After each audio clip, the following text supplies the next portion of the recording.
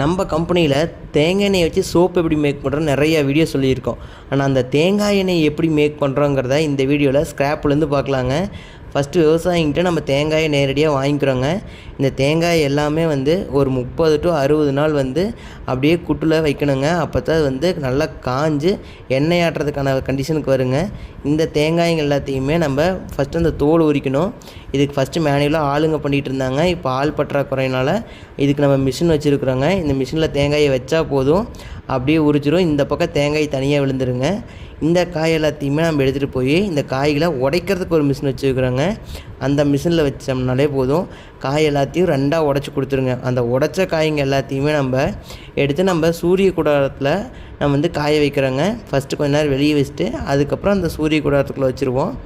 இது ஒரு 1 வீக்குங்க. இந்த 1 வீக்கில் இது ஃபுல்லாக ட்ரை ஆனதுக்கப்புறம் தேங்காயோட அவுட்டர் ஷெல்லை ரிமூவ் பண்ணிடுவோங்க.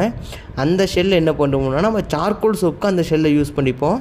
இந்த தேங்காயெல்லாம் 1 வாரம் நல்லா காஞ்சதுக்கப்புறம் இந்த மாதிரி அருமையான பருப்பை, ஃபஸ்ட் குவாலிட்டி பருப்பாக ரெடி ஆயிருங்க. இந்த பருப்பை வச்சு தான் நம்ம தேங்காய் எண்ணெயை ஆட்டுறோங்க மிஷினில் போட்டு. இந்த பியூர் அக்மார்க் கோகனட் ஆயிலை வச்சு தான் நம்ம சோப் மேக் பண்ணுறோம். எவ்வளோ ஒயிட்டாக இருக்குன்னு பாருங்கள்.